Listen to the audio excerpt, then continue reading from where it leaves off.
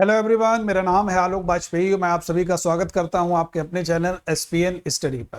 तो ESPN study channel को आप सभी लोग बच्चे सब्सक्राइब जरूर कर लीजिएगा ताकि मेरी हर एक क्लास का नोटिफिकेशन मिलता रहे, हर एक अपडेटेड जानकारी का नोटिफिकेशन मिलता रहे। तो सबसे पहले आप लोग यहाँ पर एक तस्वीर देख सकते हो, इस समय बड़ी चर्चा में है। हिजाब पर विवाद जो था वो सुप्रीम कोर्ट तक मामला पहुंचा, कर्नाटक से सुप्रीम कोर्ट में पहुंचा। सुप्रीम कोर्ट में दो जजों की बेंच, उस दो जजों की बेंच में एक जज की राय अलग और दूसरे जज की राय अलग। तो एक नया वर्ड बहुत ज्यादा हाईलाइट हो गया, चाहे वो सोशल मीडिया की बात करें, चाहे वो अखबारों की प्रिंट मीडिया की बात करें, चाहे वो कहीं पर बात करें, एक वर्ड आ गया स्प्लिट वर्डिक्ट। ये स्प्लिट वर्डिक्ट होता क्या है, ऐसे समझिए बहुत आसान भाषा में। अगर कोई भी कोर्ट का, मैं कोई भी कोर्ट की बात कर रहा हूं, कोई भी कोर्ट की बेंच का, कोई भी कोर्ट के मतलब सुप्रीम कोर्ट भी हो सकता है, हाई कोर्ट भी हो सकता है, इनमें अगर कोई बेंच है, उस बेंच का जो निर्णय है बहुमत से या सर्वसम्मति से नहीं लिया जा सकता है, नहीं लिया जाता है, तो ऐसे डिसीजन को वर्डिक्ट या हम लोग कह देते हैं पूरी लैंग्वेज में स्प्लिट वर्डिक्ट डिसीजन आ गया। स्प्लिट वर्डिक्ट मतलब सीधा सा हम लोग कह सकते हैं कि यार बहुमत से चार लोग हैं, बहुमत से निर्णय नहीं हो पाया, चारों सहमत नहीं हैं, ठीक है, दो लोग हैं, बहुमत से नहीं हो पाया, उनमें आपस में सर्वसम्मति नहीं बनी, तो ऐसे डिसीजन को स्प्लिट वर्डिक्ट कहा जाता है। अभी हाल ही में हिजाब पर विवाद जो था वो कर्नाटक से सुप्रीम कोर्ट पहुंचा था। वहां पर दो जजों की बेंच थी, उन दोनों जजों के अलग अलग ओपिनियन आए, अलग अलग डिसीजन दोनों ने दिया। तो ऐसे डिसीजन को वर्डिक्ट डिसीजन या स्प्लिट वर्डिक्ट डिसीजन के नाम से हम लोग जानते हैं।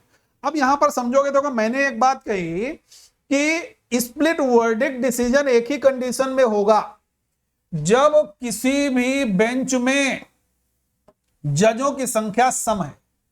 अमूमन खास तौर पर हम लोग बात करें कोई भी मामला होता है, बड़ा मामला होता है, और अधिकतर कोर्ट के द्वारा कोई भी बड़ा केस होता है, तो उसमें जो भी जजों की संख्या रखी जाती है, जो बेंच में जज नियुक्त किए जाते हैं, वो हम लोग कहते हैं यार विषम संख्या होती है। इवन ऑड का जो कॉन्सेप्ट है इसमें याद रखिएगा, विषम संख्या अधिकतर रखी जाती है।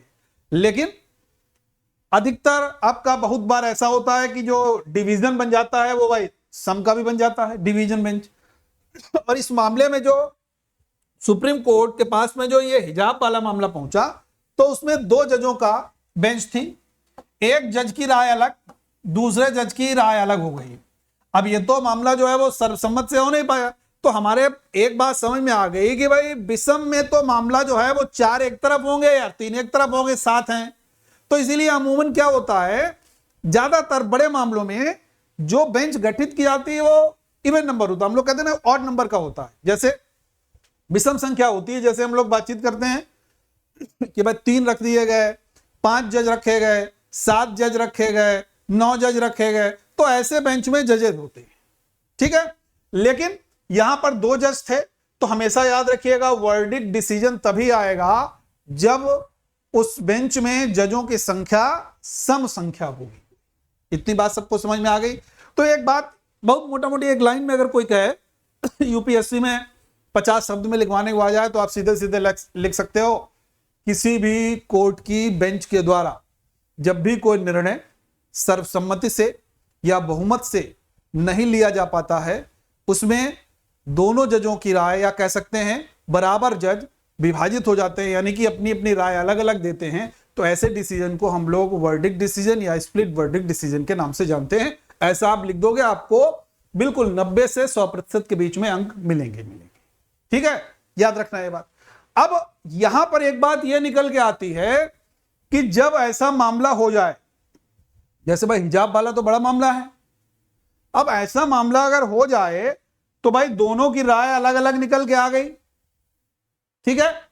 तो अब कंडीशन क्या होगी, अब कैसे फैसला आएगा, तो क्या करेगा, तो सुप्रीम कोर्ट एक बड़ी बेंच बनाएगी, बड़ी बेंच बनाएगी, सुप्रीम कोर्ट एक बड़ी बेंच बनाएगी। और बड़ी बेंच जब बनाएगी सुप्रीम कोर्ट, में थोड़ा समझा देता हूं यहां पर। जब देखिए यहां पर स्प्लिट जो वर्डिक्ट डिसीजन आ जाता है, वर्डिक्ट डिसीजन जो आ गया ठीक है, वर्डिक्ट डिसीजन जब आ गया तो हम लोग कह सकते हैं यार ये जो वर्डिक्ट डिसीजन जब भी आया तो एक चीज याद रखिएगा आप सभी लोग कि मामला जब पहुंचा तो कोर्ट में जब पहुंचा वर्डिक्ट डिसीजन के बाद में कि अब क्या होगा, कैसे डिसीजन आएगा, तो इसमें थोड़ा सा एक पेचीदा चीज है, मैं आपको समझा देता हूं कि क्या क्या इसमें होना चाहिए। मैं स्पष्ट लिख देता हूं, ठीक है। ये वर्डिक्ट वर्ड बहुत फेमस हो रहा है इस समय, और अगर स्प्लिट भी मैं लिख दूं, स्प्लिट वर्डिक्ट, तो ये भी आपका पूरा वर्ड हो जाता है, ठीक है।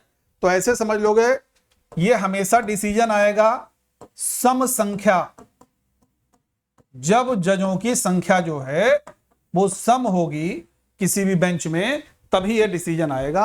जब उनकी जो राय है वो विभाजित हो जाती है, दो बराबर बराबर भागों में विभाजित हो जाता है डिसीजन, तो वर्डिक्ट डिसीजन हो गया। अब ऐसी कंडीशन में आगे क्या होगा, आगे क्या, आगे ऐसी कंडीशन में ये होगा कि इसके लिए एक बड़ी बेंच बनेगी, बड़ी बेंच बनेगी, और बड़ी बेंच जो बनेगी इसमें इस बात का ध्यान रखा जाएगा, इस बार जो बेंच बनेगी उसकी जो जजों का जो पैनल होगा वो विषम संख्या में होगा। मतलब 3 जज हो सकते हैं, 5 जज हो सकते हैं, 7 जज हो सकते हैं, ये आपको याद रखना, ठीक है भाई। इतनी बात सबको क्लियर हो गई। 3 हो सकते हैं, 5 हो सकते हैं, 7 हो सकते हैं। अब ऐसा तो होगा नहीं इसमें 2 जो हैं वो एक तरफ होंगे, 3 एक दूसरी तरफ होगा, तब भी तो मामला 2 वाले एक तरफ हो गया, या तो तीनों एक तरफ होंगे। बात समझ में आ रही है ना। तो विषम में तो कभी स्प्लिट वर्डिक्ट डिसीजन हो नहीं सकता, ठीक है। अब चूंकि हिजाब वाला जो विवाद है, चूंकि हिजाब वाला विवाद है, ये बड़ा विवाद है, ये बड़ा मामला है, बड़ा केस है, इसके ऊपर अब डिसीजन किसके दरमोदार आ गया, चीफ जस्टिस ऑफ इंडिया साहब। वर्तमान में यूयू ललित साहब हैं, 8 नवंबर तक रहेंगे, रिटायर होने वाले हैं।